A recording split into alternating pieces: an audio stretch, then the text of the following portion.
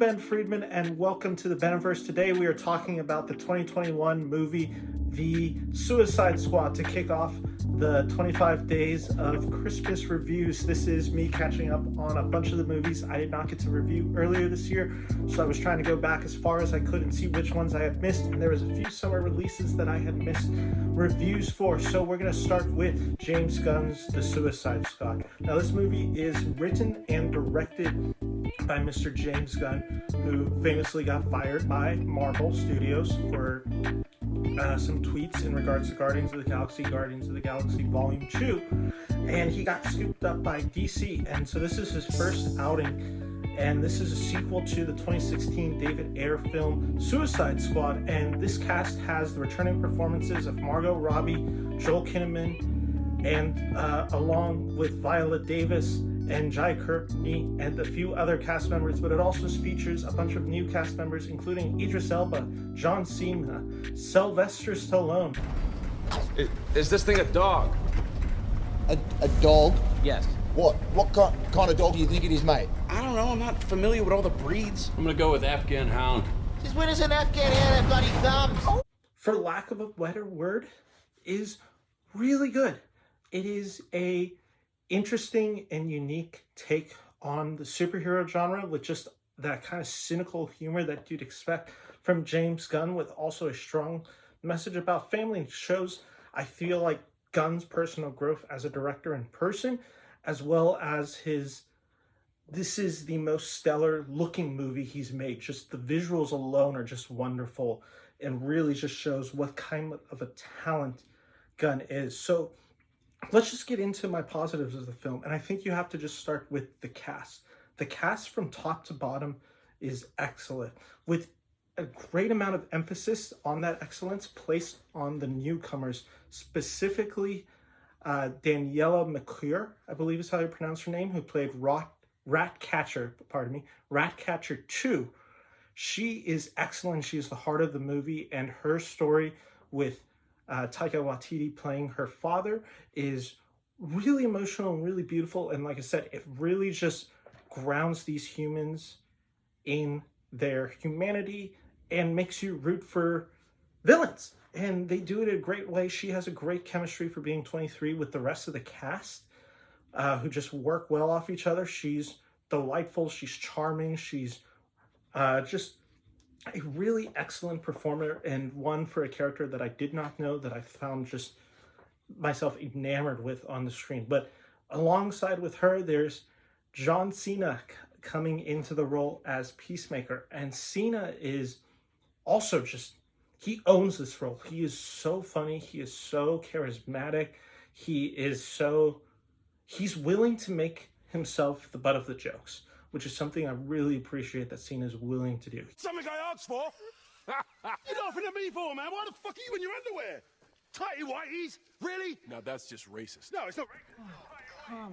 He's willing to put himself out there in situations that make him look ridiculous and stupid, and he's with it, and he doesn't mind it. And I just love when an actor of such magnitude of size is able to just ground themselves in just the ridiculous persona that people already have on him. He is the butt of the joke for most of the movie, and he works great as that. But also he has this side of menace to him that just works excellently throughout the whole film. So the positives, again, they're great. The cast is top to bottom great. You know, Margot Robbie returning, Viola Davis, they're all just excellent in their respective roles. As they were in the first movie, they come back and they're just as excellent. Now, with Joel Kinnaman actually improving his performance quite a bit, I liked his character way more this film than I did for his last outing. Some other just my positives that I wrote down real quick. This film is amazingly well choreographed. The fights are ridiculous and bloody, and they fit into this feeling of a Gunn movie, but they're still crazy within the world they exist in. That doesn't feel otherworldly, and it doesn't feel too over-the-top ridiculous that you ever feel like you're just watching a straight-up farce or comedy. It still feels like superhero action, just done with a flair to it that Gunn brings to the role. The usage of color also just shows that. I mean, with a character like Polka Dot Man, just there is a lot of bright rainbow imagery from him and then from the characters, Peacemaker's, red, white, and blue outfit. They all just pop in a way on screen that just makes it look wonderful. It has a great usage of music that really brings this film to life. Excellent use of Johnny Cash in the beginning, uses of 80s punk to really just kind of show the edge that Gunn is putting into this film. And unlike the 2016 one, which just kind of uses music to have relevant pop music in it, he, and by he I mean Gunn, is able to bring it to a level that it clearly suits the movie and it makes sense within the scenes. It's not just random music for random music's sake. So that was another thing I really appreciated. And the last big one that I wanted to touch on is this film is within the DCU and it feels like a part of it. There are references to Superman, to the superheroes, to the Justice League, to Batman, etc., etc. It's in this universe, but it doesn't feel like that is its only gimmick. It makes the world feel bigger, but while telling its story. It does a really good job of introducing some of these characters. My favorite being Bloodshot is the one who shoots Superman. That's a great introduction to Bloodshot's character and a feeling of just how strong and powerful Bloodshot is, that he can, put Superman in the ICU. It's just a little detail that's kind of a throwaway line, but one that just really shows how impressive Idris Elba's character is. So those are a lot of positives I had with this. And there are some negative aspects I had with this film. It is overly crude. And I don't mean it in a sense that there's rude jokes or there's sexual jokes. That is not what I mind. It's when it's an overabundance of them. There are particular scenes where it is just crudeness after crudeness after crudeness. And it's for just for sake at times, I feel like, for shock value. Sometimes that's Gunn. He does have this shock comedy value, which at times it works, but used so frequently as he uses it, it does lose some of its effect. Some of the characters in this film feel wasted, quite honestly. Peter Capelli's character as the Thinker is a very underutilized villain that doesn't do much in the grand scheme of things and really just doesn't have a huge role or move the plot forward in any significant way except for introducing through exposition and then going from there. But again, it's just he's not the overarching villain, and it feels like a waste to get an actor of his caliber to just kind of come in there and throw exposition. As is, sadly, Margot Robbie. She is excellent in this film. She is great. Her scenes are far and few between, and she doesn't get as much moments to shine. When she is on screen, her character shines. And I understand that this is not a Harley Quinn movie, but she is used less in favor of some of these newer characters. And her storyline of escaping from this guy who's holding her captive feels very repetitive of what we saw of her in Birds of Prey. So it kind of feels like they're backing away from the Birds of Prey film, which was something I didn't like.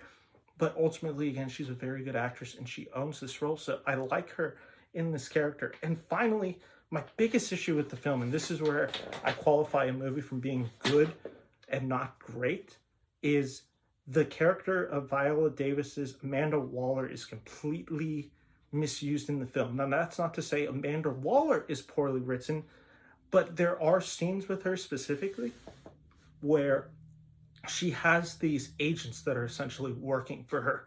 And the thing that I don't like about these agents is they start questioning her. They start feeling sympathy for the Suicide Squad kind of right away in the film. You see them disagreeing with the orders Amanda Waller has in the beginning scenes, which put these characters at tension. My issue with this is Amanda Waller would never hire characters like this. It just seems out of character from what we saw of her in the 2016 and the source material, that having these people surrounding her just doesn't feel like a very Amanda Waller thing to do. And ultimately, when a lot of the film, maybe a good 10, 15 minutes, focuses in on these characters who are not the Suicide Squad and, kind of going back and forth with Amanda Waller and working with the Suicide Squad, but against Waller's orders, it just feels a little muddled, and it really just slows the pace of the film down, which it's disappointing because that's the element I think that works so well in Suicide Squad, the 2016 version, is Amanda Waller's character, her personification. In this one, it's honestly one of the weaker points, and it's one that it was an easy enough fix by simply omitting it from the film. And yeah, but ultimately this film is still really enjoyable, and while I still have some critiques on it, generally this is a really positive review. If I had to go stars, which I always do, I have this on my 3.5 out of 5 stars. Again, feels a little overly long. I didn't appreciate all the jokes, and there's some issues that I have with character usage. But again, it's still a really thoroughly entertaining movie and one that you should check out. So let me know, have you seen the Suicide Squad? And make sure to like, comment, and subscribe on this video. And like I said, this is day 1 of day 25 of reviews coming at you from the Beneverse. So take care, have a good holidays. Bye-bye.